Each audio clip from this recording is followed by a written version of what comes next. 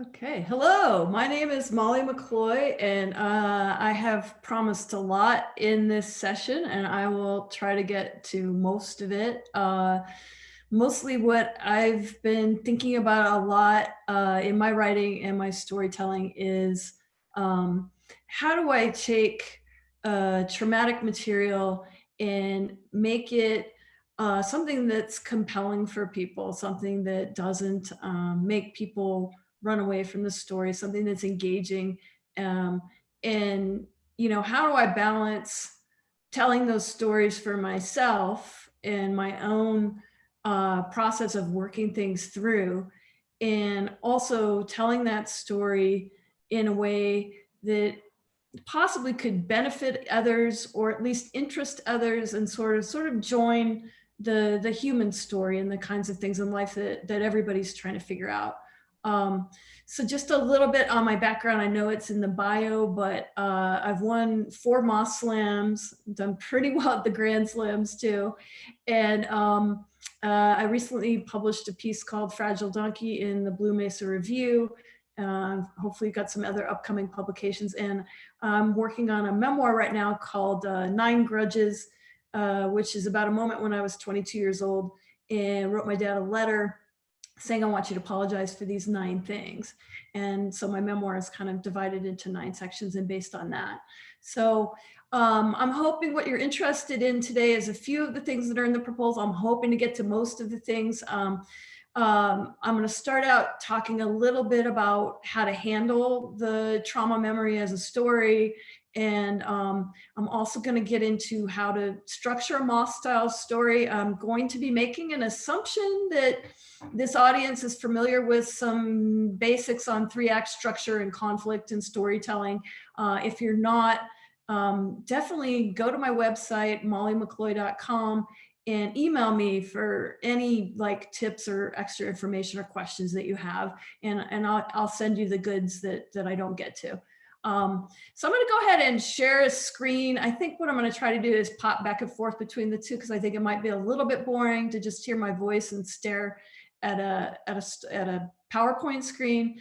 I'm not quite sure how that's going to go. I'm used to a program that allows me to kind of do both at the same time. I'm not sure how to do that here. So let's get to it.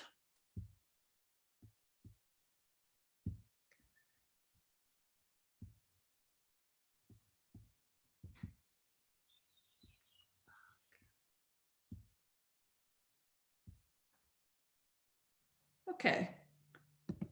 So I've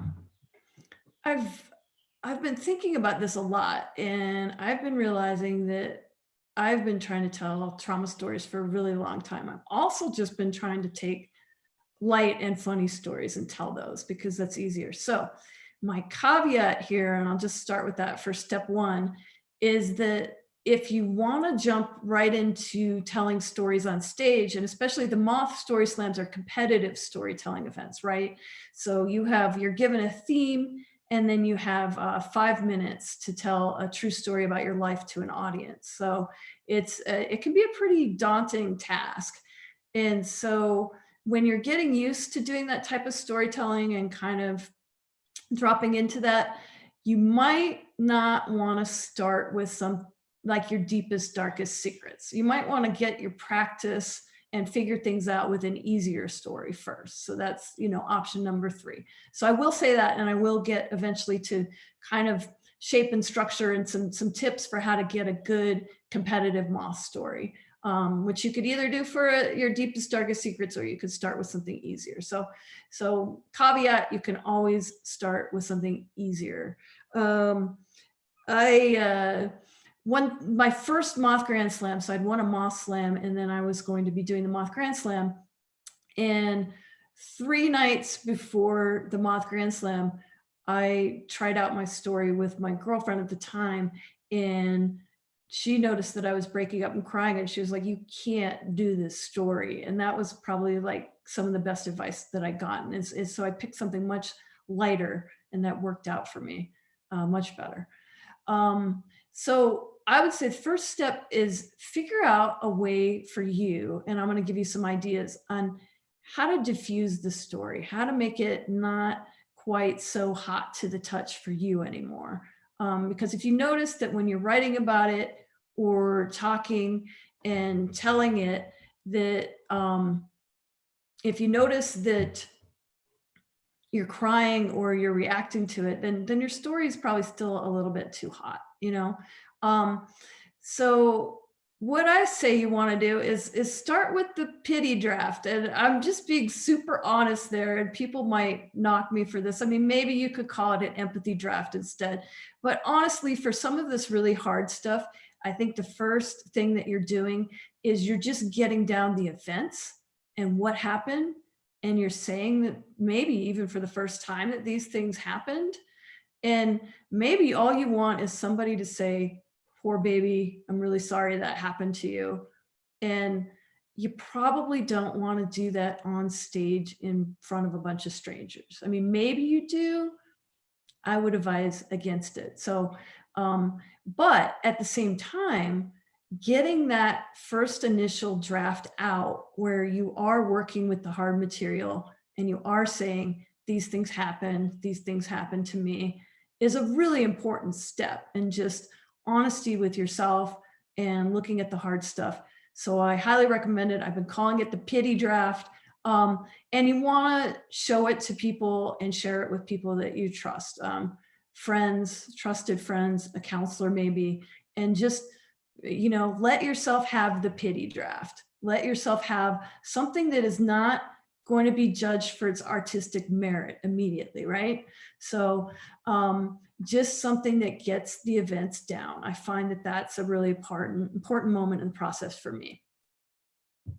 And so let's see, let's get to the next PowerPoint slide. So this is something, and the link to it is here. You can find it pretty easily online. I don't know, can I go to it and get back? Let's see. Yeah, I think it worked. Yeah, you could see it a little bit better this way, I think. So this is put out by Byron Katie, and I'm not a shill for Byron Katie. I'm not trying to sell anything here. She puts these up on her websites for free. It's sort of a Buddhism-based ideology on how to diffuse, let me put it this way, how to process your thinking about heavy emotional events, right? And you can find videos of her doing this process with people. It's pretty interesting. This is not the only way to diffuse your story and kind of work through the pity draft. I found this really helpful for myself when I was doing the one-woman show, because I took each of the grudges against my dad and took them through the Judge Your Neighbor worksheet. And what it does is it allows you a space to express emotions about what's happening and get as petty as you want about it and as emotional as you want.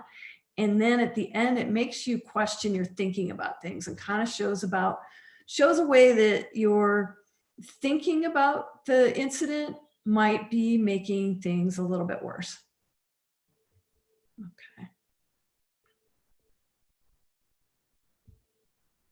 So, and I'm going to come out of the screen share for just a second. Oh, okay, good. Everybody can see everything. Okay. I just wanted to come out of that and make sure that everybody could see stuff. And I do have a message from the host that you guys can see things. So that's good. And I wanted you guys to see me again, so you're not just staring at the PowerPoint. Okay. So those are my ideas for allowing yourself some space to deal with your emotions around things and sort of do what I call the pity draft in a safe space and just get the events down, and maybe don't hop right up on stage with it. Give yourself a space where your story is not being judged for artistic merit. Or if you want to jump into the Moth right away, you might want to start with just a funny story, something that's a little easier for you. Okay, let's go back to sharing the screen again.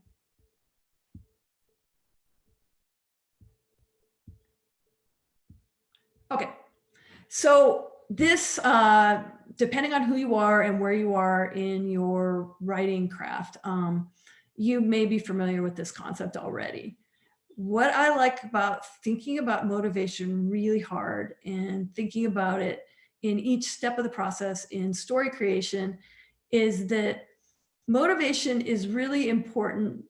It's an important glue that sort of glues your audience to the story, because the audience knows that you want something in the story, that the protagonist, who's going to be you in a Moth story because you're telling a true story about your life, and they want to watch and see if you get this thing that you want, right? So motivation is the protagonist, you in this story want something.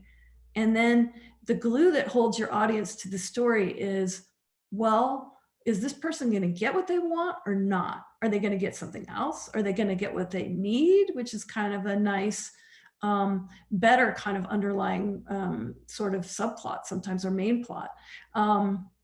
So motivation is nice in story and holding your audience, right? And that's kind of, it's just an age-old aspect of storytelling that everybody uses, right? It also is really, really important for agency in a story, especially if you're doing a trauma-related story, right? So at one point I was teaching nonfiction, and two people came in with, and I'm almost even afraid to say the term because it's so charged, but with child abuse stories, right? And one person had a story of the horrible thing that happened, right? And that was the whole story. This happened to me, this happened to me, right? And it was hard for people in the class to read that story. It was important for the person to write that story, but it's kind of an example of why you might want to start in a more private space with things first, right? The other person had a story that people were more able to read, because in that person's story, the kid had picked up the phone and called Child Protective Services herself, right? And I'm not saying that you would have to do like something heroic like that. I mean, that was a pretty big action for that person to be doing in their story. But that made the story easier for people to read, because it wasn't, this happened to me, and, you know, it wasn't, some things had happened and some horrible things had happened, but we could see that the narrator, the protagonist, had some agency and was doing something and wanted to fix things, right? And, you can look back on yourself and you might not find something as obvious as picking up a phone to call Child Protective Services. So my example is that when I was doing my one-woman show, I had an incident where my dad threw away all of our Easter candy when we were kids and just squashed the whole holiday. And it was super traumatic. And my brothers and I, couldn't figure out what to do. And I was working on this story, and somebody asked me, well, what did you do? And then I remembered, and I went back to the story, and I was like, oh yeah, we plotted to kill my dad, So our way of dealing with this situation was, dad threw away our Easter candy. We're going to wait till he's really old and he's in a wheelchair, and we're going to wheel him to a cliff and push him off. And that became one of the best coping strategies of my childhood. I was like, okay, every time dad's doing something horrible, in the back of my mind, I'm like, I'm going to get him later. And it ended up being a funny part of the story. It ended up being an empowering part of the story. And it was, as a protagonist, as a kid, I wanted something, right? I wanted to figure out, well, I have absolutely no power. This is what my dad's doing. What are we going to do? And it was actually my older brother that came up with this idea. And so we had some motivation. We had something we wanted. We wanted revenge in this case, right? And it added some humor. It added some levity to the story. And it made it a lot easier for people to do what I needed to them to do in the story, was to look at what it is what a struggle it is to deal with these kinds of things that happen in your childhood, right? Like if you talk to somebody and you're like, hey, do you want to come see my one-woman show about child abuse?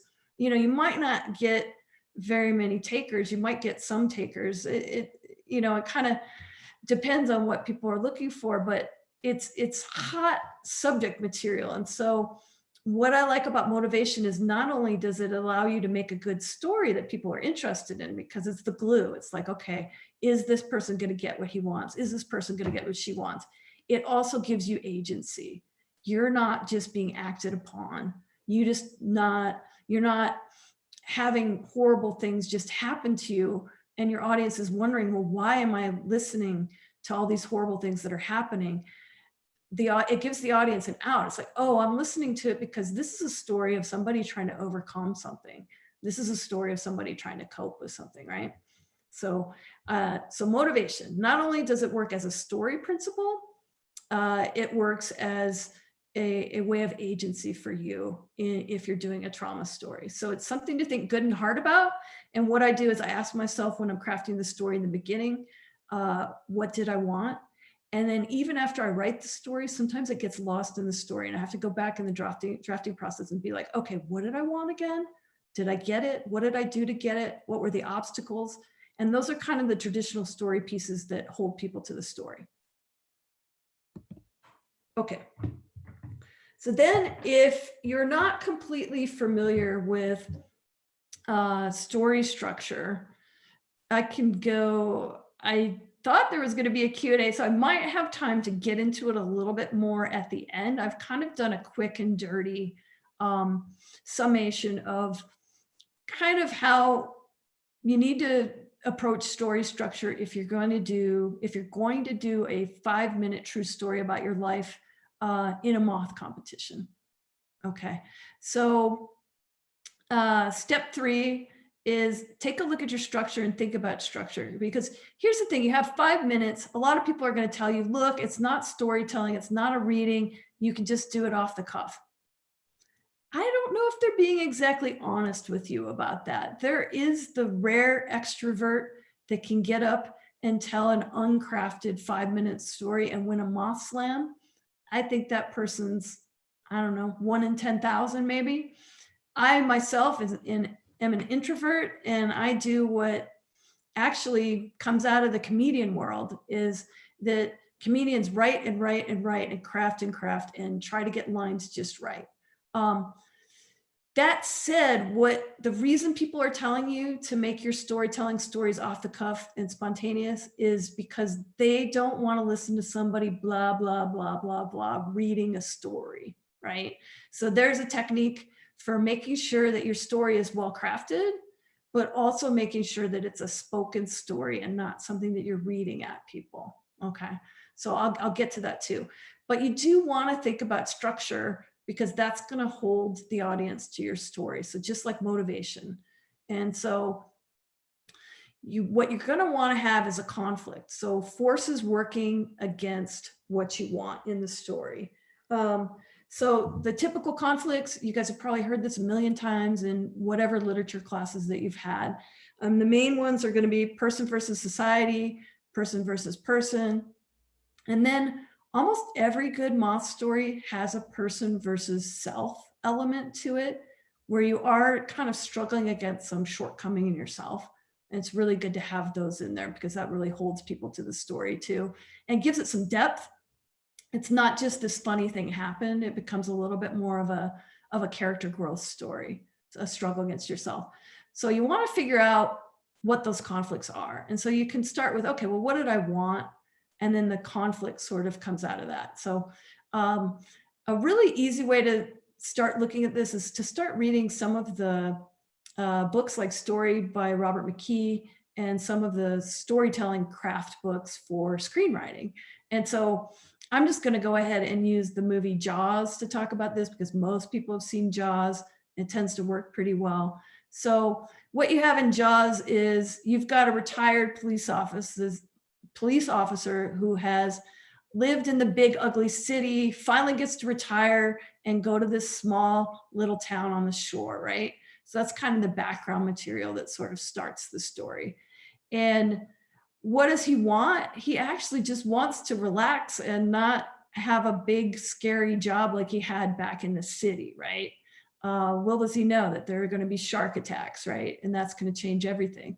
So the conflicts of against what he wants. Well, let me clarify. Eventually he gets to what he needs pretty fast, which is he needs to do his job and protect this town from a shark, right? That's killing people and attacking people, right? And then, so the conflict then are the forces against him trying to protect the community, right?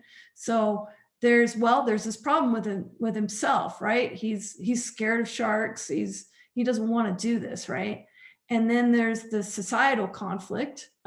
We've been seeing this a lot with COVID, right? The nobody wants to shut the businesses down, right? So it's person versus society there too, right?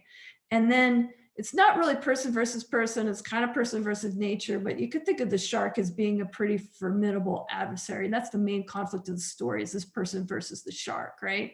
He's got to kill this shark. The shark wants to kill him. The shark wants to kill all these people. So that's how you kind of work out conflict in the story. And each of those conflicts is going to have its own little sort of storyline running through the story. Sometimes they're going to coincide and they're going to hit the same plot points together. Like, for example, the resolution of, the police officer's struggle with himself might get resolved at the same time that he kills the shark. And then the conflict with the shark also get resolved at the same time. And sometimes they get sort of resolved at different points in the timeline. It doesn't matter so much, but what you want to think about for Moth storytelling, if you've only got 5 minutes, you don't want to bog it down with show don't tell. You don't want, a lot of flowery detail and a ton of dialogue. But I recommend just a little bit of dialogue as kind of the best way to bring people into the story and set a scene. Because the difference between scene and summary, I should have made a slide for that, sorry, it's kind of important here, which is, if I just told you, well, there's this story called Jaws, they had a problem with the shark, right? Like, you don't get to see anything, you don't get to be there with the scariness of the shark killing people. The whole point of a movie is that you get to see it and you get to hear it, right? So you want to create a couple of scenes in key places in the story structure. And that's going to be related to the motivation and the conflict that we already talked about, right? So what you're going to want to do is have something visual or auditory, not just he told me to stop, but stop, he said, like actual people's specific wording that they're using for dialogue, or just a brief description, just touches of it, not a lot, because you only have 5 minutes. But the two places where you want to have your show don't tell, I think, and it's just traditional story structure, it's worked well for me, you don't have to follow this, but I found that you want to identify the inciting incident and the climax of the story at the very least. There are a bunch of other plot points once you start reading this stuff that the screenwriters all put together, but you've only got 5 minutes, and I would recommend just hitting these two. So let's see. This is something that I drew at one point. It's got a little too much wording on it. If I redid it, I'm calling it the Picto plot. I would probably give it a little bit more white space and not so much wording, but I started using this as a way to take my stories apart, and also as a way to help students make sure that they have some scenes in the story. Because the last thing that you want, I saw a woman tell a story one time about being in Italy, and she was about to get mugged in her story. She was about to, but instead of building it up and saying, I'm here on the corner in Italy, there's a guy approaching me, he doesn't look quite right. He says, hey, do you have the time? You know what I mean? Like, that would be good to have the buildup. Instead, we just got summary, and she's like, and then I got robbed in Italy. And then she just went on to the rest of the story. So what you want to do is figure out, okay, well, when there are places where you do want to summarize and get to things quickly, but there are a couple of key places where you want to slow down and you want to show the action in the story. So that's the reason that for this Picto plot, I have my students draw the inciting incident and they draw the climax scene. They do little stick figures so that when you're telling the story, you're going to actually let that story unfold visually. Maybe you'll write down some dialogue, some things that people actually say, describe some movement. And again, it doesn't have to be a lot, just quick brushstrokes. You've got a 5-minute story, but for these two key places, you want to do some showing instead of telling. So, okay, so what are these two? The inciting incident, they generally say it's got to happen but about 15 minutes in the movie at most. And it's the thing that rocks the character's world. So for Jaws, which is our example, shark washes up on the beach. Cop is like, oh no, I just retired from this horrible job in the city. All I want to do is relax on the beach. Now I got to deal with a shark killing people, right? And then that sets off his motivation because then he wants to protect the town from this shark, right? So the inciting incident, what is it in your story that changed things, that shook things up, and that made you want something? Because then the rest of the story is going to be you wanting this thing and obstacles stopping you from getting it, your conflict stopping you from getting it. So shark washes up on the beach. We've got a good inciting incident. We see it. We see the shark. We don't see the shark. The shark doesn't wash up on the beach. Dead body washes up on the beach. We see it. We see that it's been bitten by a shark. We know that things are bad. They're going down. The cop goes and sees it and realizes, okay, this isn't going to be an easy retirement anymore. I'm going to have to protect the town from this shark. And then so that's why this little ramp is going upward. It's called rising action. He's going to start doing what he needs to do and trying to get the businesses to close the beach and trying to, hire a boat so they can go out and see what's going on with this shark. And he's going to have obstacles, right? His self, his own fear, the business interests not wanting to shut down, right? The fact that he doesn't really know what he's doing, kind of another self-conflict. And the fact that the shark is mean and probably meaner than a real shark and killing people left and right? Those are obstacles too, right? Well, then eventually what we're going to get to then is the climax. And that's what the listener's been waiting for the whole time. Well, is this guy going to get what he wants or not? Is he going to be able to protect the town from the shark? He's tried everything he could. He tried to get the town to close down so that people aren't swimming in the water. That didn't work, And so, of course, the big conflict, the person versus shark, is going to be the big one. And it's going to be the highlight. And that's the highlight of the movie, is when we're going to need a bigger boat, is what he says. And the shark looks huge compared to that little boat that they have. And they're out there physically fighting the shark, and it goes on for a bit. But that's the high point of tension. And it's when we're going to find out, is he going to get what he wants? Is he going to be the hero that saves everybody by killing the shark, right? So that's going to be different for your story, depending on what you wanted in the inciting incident and what you tried in the rising action. But this is going to be you pulling out all the stops, like really trying something. And then that's what we find out. Did you get what you want? Did you find out that getting what you wanted was actually not the point, and you really had something you needed? We find out pretty early in Jaws that he doesn't really want just to retire. He needs to do his job and protect these people, right? But sometimes you'll find that out at the end of the story. So sometimes in the climax, it's not all happy endings. You don't actually get what you want, but like the Rolling Stones song, sometimes you get what you need. And so you'll get to this point where you'll talk about maybe something deeper that you actually needed. For me, I'm trying to think of putting this in terms of an actual story that I've told. So inciting incident, well, there was a lot more to there was a backstory on my house being burglarized. And you can watch this story on my website if you go to mollymccloy.com. So the backstory is my house gets burglarized, right? And I want to get out of there. So I go camping with my guy roommate at the time. And we get to this campground that's super rebellious, and everybody's like, this is the utopia. There's lots of naked people, and they've decided that they're better than ordinary society. And they kind of make fun of me for getting burglarized in the big, ugly city of Phoenix, right?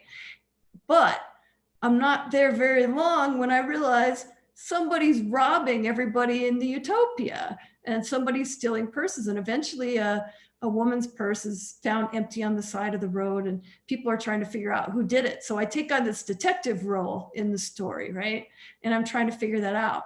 So the inciting incident is campground host comes in with this woman's purse and says, look, you know, somebody stole it, we don't know who. And I say, I have some theories, and I start trying to figure out who did it, right? So what I want is to figure out who's robbing people at the campground, right? And it's just one of the storylines. There's a better, deeper storyline that I'll get to in a minute. But, and so the climax is when I'm trying to tell him who I thought did the, you know, rob the person. I have a pretty good theory on it, but nobody wants to listen to me because it's the utopia. So I'm not really successful. I don't get my credit where they're like, oh, great, Molly, you figured out who's been robbing people at the campground. No, nobody wanted to know it. It was this insular community. They didn't want to accuse an insider, you know, so I was not successful at getting what I wanted in solving the mystery and being hailed as a great detective at the nudist campground in Camp Verde, Arizona. You know, that didn't happen. So I didn't get what I wanted.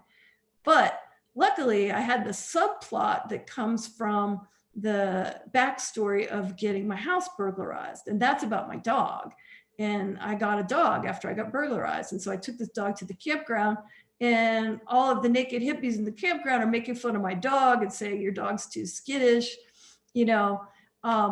So I actually do get what I needed in the end, which is in the end, I end up protecting my dog from the hippies that just doused my dog with vinegar after he got skunked. Is basically, I'm giving away the whole story. You can check it out online. But basically in the end, I get what I needed, which is to feel like I can protect myself and protect my dog and not having to have a protector, right? So there's a little bit of also asking, okay, well, what did I need? Especially if you don't get what you want in this story. Because let's face it, sometimes what we want is not the best for us. Sometimes what we want is the shallow thing, the easy thing. And sometimes you can hit a deeper level on your story when you take a look at the plot structure for person versus self. You know, how am I holding myself back from what I really need, and mapping that out. But you have a 5-minute story, so you have to do it all very quickly. So, and you can take a look at these stories that I've got on my website, and you can kind of see how it gets done quickly. And so caveat for people that are moving from literary written story to storytelling, you guys have to cut out a lot of show don't tell and just get the brushstrokes in, okay? People just new to storytelling, never told a story before. You might want to draw your little stick figures out for inciting incident and for climax to make sure that you have a little bit of show don't tell in your story and these scenes that people are interested in, because not only do they feel like they're there, but you're moving the story along, right? So I feel like I'm there because I see the naked campground host holding up the woman's empty purse and saying, who stole this, right? And then, so it does two things. I feel like I'm there. I can see the campground. I can see the people. And it also gets me interested in the story. Well, who did steal that purse? What's happening? Is Molly McCloy in this story going to figure out who stole the purse? Well, let's keep listening to the story and find out what happens, right? And then we have the climax. I'm talking to the campground host. I'm saying, look, I think I know who did this. And then it gets interrupted by my dog getting skunked and running down the hill. And that's kind of the scenic part of the climax scene. But you should take at least those two parts of the story and figure out, how can I show it? You know, how can I make it visual? How can I, instead of saying somebody said something and just summarizing it, show the dialogue? Somebody says, hey, somebody says what they actually said. And then people love it if you do their voices, which I'll talk about a little bit for when I talk about humor too. If you figure out a way to imitate other people's voices, people love that in a story, because it's a real advantage that you have over written storytelling, that you can actually, you know, do a gruff, low voice or a little high pitched voice, you know, and you can have some fun with that. And you know, you may say to yourself, I'm a writer, not an actor, but once you're doing storytelling, you're going to have to do a little bit of acting too. So, all right. So a little bit of show don't tell in the moment that makes you want something in the story, and a little bit of show don't tell in the climax scene where we find out you're pulling all the stops, trying to really get that, whatever it is that you want. We want to see it. We want to hear it. We want to feel like we're there. Okay. And if to go back for a second to trauma-related storytelling, that's why diffusing the story with somebody else and making sure that you're feeling comfortable with it is really important, because those two moments might be really hard for you to write and craft. And you may decide, I don't want to tell this story on a stage after all. You know, you might decide, I want to put this away for a little while. So that's another good reason to make yourself go into those scenes and kind of figure out what the sensory details are. Because honestly, for a hard story, it might be too much. Or there are some ways to sort of temper things and use motivation and use humor to make it easier for yourself too, right? So for me, having, that inciting incident part of the story of my dad throwing away all the Easter candy was hard, because that was the inciting incident. That's what made me want something. But then the climax part, where we're figuring out that we're gonna kill my dad, it's kind of funny. And I originally wrote it as not being funny, but the director that I was working with was like, oh, this is a laugh line. And then that changed the whole thing. But the important thing is you do want people to be engaged in the story. So you want to have the motivation there. And when you're really working with the motivation and talking, when you have that moment in the story where you're inspired to want something, we want to see that. We want to hear it. When you have the moment in the story where we find out if you get what you want, we want to see that. We want to hear that. Again, though, might be pretty hard to do if you're working with heavy duty trauma. So give yourself lots of safe space to practice things and figure things out. Okay, so step 4, you don't have to do this method. Other people have other methods. People will tell you just do an outline and do your story off the cuff. If you do that, I still recommend speaking the story out loud at least 10 times. So just because you want to get it in your body, in your mouth, like an actor would. You got to kind of think of yourself a little bit like an actor, which I never thought I would be doing as a nerdy little writer in a room by myself, but has really kind of paid off. People always ask me, well, how long is a 5-minute story? And do you write it out first? Some people don't. I do. I come from the writing world. I like to write it first. So I write way too long, and then I have to cut it down, and I have to remind myself that the sweet spot for a 5-minute story for me and for my pacing and how I speak is about 800 words. Sometimes I can stretch it to 900 or 1,000, but then as I'm speaking it, I'm also cutting it, and I'm putting it into much simpler language, spoken language the whole time, which shortens it up too. So you want to time yourself, you want to practice. If you write it, you want to get your draft down to like 800 words is ideal. Then my method, I read it out loud 3 times. Then I hand the written version off to my wife, and I just start telling it from memory. And she kind of notes for me what sounds more natural, what sounds better, and what just starts happening because I'm not practicing it by reading it over and over again. What starts happening is the language starts to change. The language starts to get much more simple, much more conversational. It's good to have a person telling you, hey, that sounds better. That sounds more natural. That sounds like you're just telling me a story to a friend.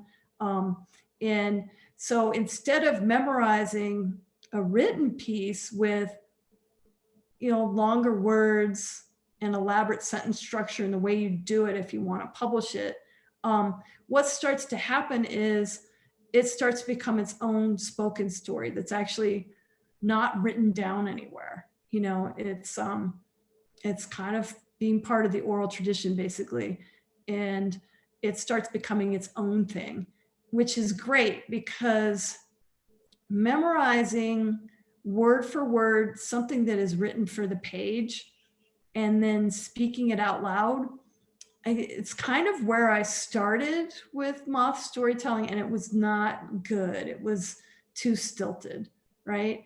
But at the same time, I had a real problem with just going from an outline and sort of losing energy in what I was doing, and not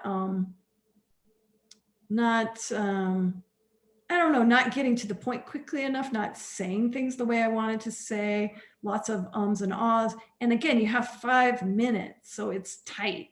You've really got to get that story tight. So I think that writing it, reading it out loud a couple times so you know basically where you're going in the story, and you know some key lines that you really like, and then start just telling it out loud, and eventually it becomes a verbal story. Eventually it becomes something much more conversational, and you're not memorizing a written piece.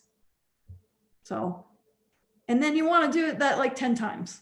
And then you want to have a limit for yourself, right? Because you don't want to feel underprepared. You don't want to really be overprepared, because that can be stilted. So I just tell myself, okay, once I've said this out loud 10 times, I'm just going to relax and not even work on it on the day of the story. And then a lot of times I won't like my ending. And then on the drive to the way to tell the story, I'll come up with the ending, and I'll change it. You can always change it. You don't have to, just don't, you want to kind of find that sweet spot between just going up cold and not knowing what you're doing, and lots of ums and ahs, and what am I doing here on stage? And between being so tied to the written version of it that you're not engaging. You don't want to just be reading something. Okay. So optional step, this may or may not work out for you. This what I've found is that sometimes things that you didn't think were funny can be funny. Sometimes things that you didn't think were funny weren't funny and were dramatic, right? So humor doesn't work in every case. Humor's got a lot of good qualities that people like, though. Hang on, let me get a sip of water. Actually, I'm probably not pausing enough, because honestly, doing this without natural audience interaction is really hard for me. So let me just pause. Okay, humor. Humor can be really good for a trauma story because it diffuses the story for your audience, right? It makes your audience feel a little bit more comfortable. It lets your audience know, hey, I'm okay with this different material. Here I am in front of you, and I can joke about it now. That's like a huge step. That makes everybody kind of take it down a notch and relax a little bit. Because you don't want your audience to be worried about you, right? So not only do you not want them to be worried about your character in the story, having bad things happen to them and maybe being a child, right? You also don't want them to be worried about you up on the stage where you are possibly breaking down emotionally, right? So humor is a real key way of letting your audience know, hey, I've got this, I've got this material down in a way that I can see the humor in it. Now, there would be a line between that and joking about things that shouldn't be joked about, right? So it's a tricky thing. There are some comedians to look at. You can look at Hannah Gadsby's Nanette. Also, a lesser known one is a comedian named, mostly a comedy writer, who did a stand-up show, Neil Brennan's 3 Microphones, which was pretty interesting. He set up 3 microphones. And so one microphone was for long form jokes, and that one was on the side. And then the other microphone on the side was for one-liners. And he had little one-liners that he wrote off cards. The middle microphone, this was kind of interesting for a comedian, was all really hard stories about his relationship with his father. So he did this for a Netflix comedy special. So it's sort of interesting because he was literally sandwiching the difficult stuff between the humor stuff physically, with the microphone on the left and the microphone on the right. And then the microphone in the middle was the one for the hard stuff, right? But that worked. You know, he was able to go ahead and tell a trauma story in the form of a comedy special because he figured out how to get that balance, right? So it's a hard thing to figure out. But if you can find humor, it's it's really healing and good for you, first of all. And it's also a way of making your audience, well, it's a way of guiding your audience through the tough stuff, basically. Okay, so just if you've never worked with humor before, you know, and we've got like we got 14 minutes left, so we do have some time to talk about humor. If you never worked with it before, like what is it? Is there a moment in that grunge movie from the 90s where somebody couldn't define irony or whatever? And then I was just started as a new teacher at the time, and my students were trying to make me define irony. And I would define irony as a lot of times as the gap between intention and result. Like you want things to be a certain way, but they become another way. I mean, I guess that would even be, you know, guy slipping on a banana peel is the simplest form, right? That guy just wants to walk down the street, and then he's tripped up, and he's so out of control that everybody, you know, you have that natural human reaction of laughing at somebody falling. So another good example of that gap between intention and result, it's also imagination and reality, is I always remember there's the David Sedaris story where he's about to get a job picking apples. He's about to just get a laborer job picking apples, right? In Washington State. Well, he has this big fantasy about how he's going to be this labor leader, right? And then when he gets there, he can't get along with the people at all. Like there's this total mismatch going on between him and the people, which is humorous. And then there's the mismatch between who he thinks he is and who he really is, right? And who he is in the world. And then I don't know, he ends up with in the trailer with the weird guy that has a collection of dildos. It's that story. Anyway, so check that out. And let's see, what else did I put for examples of humor? Oh, I wanted to give some of my jokes. Okay, so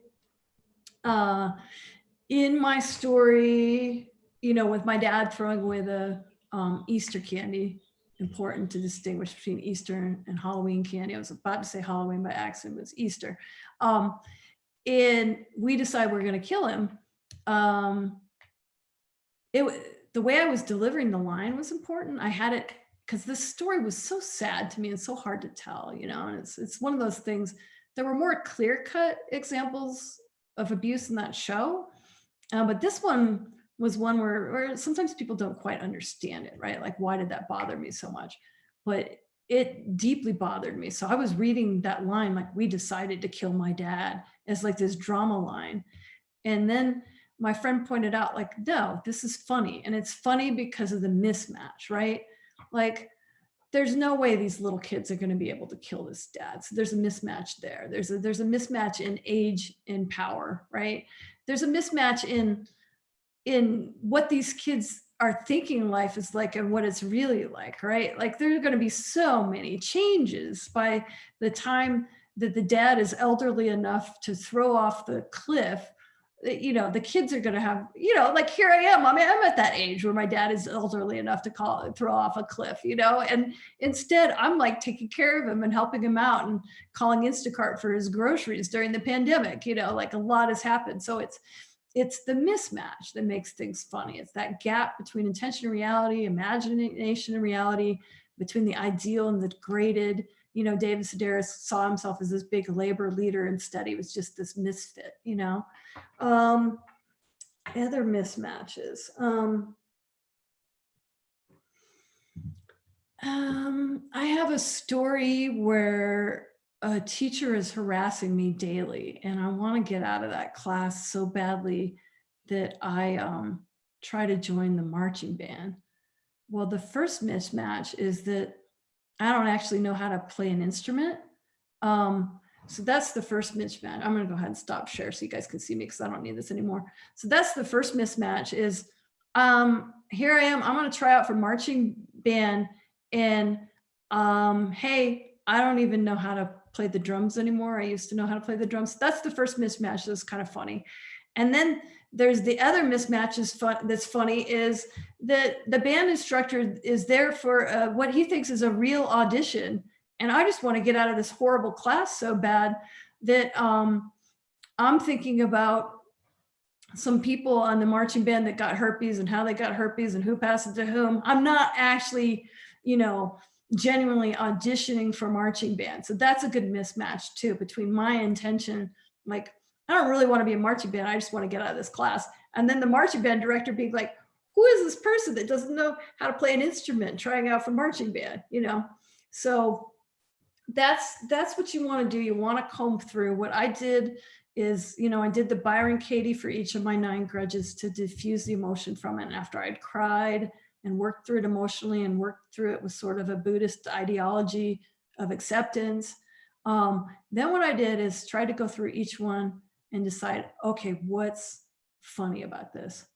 One of the stories is my dad messing up my birthday slumber party by waking us all up to do yard work, right? And so what I did for that story is, for the slumber party, we're playing a game, which is pretty typical of the time period, to play MASH, mansion, apartment, shack, house. What are you going to live in when you grow up? And so I ended up with all these jokes about, my mom and my dad. Did she know she was going to end up with this guy that was going to destroy her daughter's slumber party? And here we are as kids, like trying to figure out what kind of person we're going to end up with, what kind of guy during that time period we're going to end up with. So there was a mismatch there that was kind of fun. And so I went through each of the hard moments of that one-woman show and looked for the mismatches and looked for the humor and found some of them. Another story is, there's the story about both of my brothers are recovering heroin addicts. So there's the story about the intervention. And a strange thing happened is that we had the intervention all set up for one brother, and the other brother was helping us with the intervention. And that brother, in one of the intervention meetings, admits, oh, well, by the way, I'm on heroin too, which really complicated the intervention. We weren't sure what to do at that point. So that was an interesting, funny mismatch. Like, well, what do? We have one heroin addict planning the intervention, the other heroin addict that's going to have to go through it, full well knowing that the other brother that's standing on the side of the family is also on drugs right now too. So that mismatch was kind of funny. And then there was the mismatch of the brother that admitted he was a heroin addict, who's reading his thing to the heroin addict that's being intervened upon. I'm avoiding names here. Reading his thing to him, because everybody knows that he's not sober himself, right? Is the mismatch. And I had fun with that one, because that particular brother would always say, really odd things. And so one was that something about our Viking ancestors when we're actually Irish. So I put that in there. And then it's also him, all the time he would come to me and ask me about the world, because I had actually moved away for college. And so I also have him using, he would use French terms that he learned randomly in his community college courses. So I have him, here he is, not sober himself, confronting my other brother. And he's like, I know you've got your fight or flight response, but you don't have carte blanche to live this laissez-faire lifestyle, and that's kind of the line, which is kind of fun, because it's kind of about, here is this guy not sober. And he's also sort of using language he doesn't know that well, which he was doing, and not really wholeheartedly doing the intervention the way you're supposed to do it, probably because he's not sober himself, So, that story could have, and it has its deep moments, but fortunately, since I could find the levity in it later, because I did do this process of diffusing things first, then I was able to find the humor that guides people. So just to recap, my ideas for how do you do it if you're going to do a trauma story. are similar to just how are you going to do any Moth story, but there's a lot more to it. And the first step, again, just, Byron Katie might not work for you. In fact, you might have your own spiritual faith that works for you. You might have a counselor, you might have a good friend, but you want to do something um, to get that story out, because there's probably a reason that you want to write it, right? So at least for yourself, get it out in a safe space and decide whether you want to go further with it. And then if you do want to go further with it, motivation is really important because it'll give you agency. Figure out what you wanted in the story, and then use story structure to help diffuse the story for you further. If you're focusing on story structure and focusing on things like finding motivation and agency, it's going to make it a better story. It's going to make it more comfortable for your audience, and then finding humor in it. And again, and then the other stuff is just practice stuff, like how do you do a 5-minute story? And a lot of it's just going to be about getting up and doing it for the first time and figuring out how to do it again better, but yeah, I would advise write it out at 800 words and then let it be its own spoken thing. And definitely, if it's hard stuff, make sure that you are making it so that it's not so hot to the touch for you. So I hope this was helpful. I'm not a psychologist. I'm not suggesting this as therapy for anybody. But it's been really therapeutic for me. And it's good to do that first part where you're just telling the story for the first time. But then it's even better for yourself and for other people that may have encountered similar situations to watch somebody be able to take control over this material and to make it engaging for other people, I think can be a real gift for yourself and for your audience. And that, I've got 3 minutes left, and that's all I've got. And that actually, I was gonna do 3 minutes for a Q&A before I found out that I didn't have a Q&A. So yeah, that's it for my presentation. Thank you.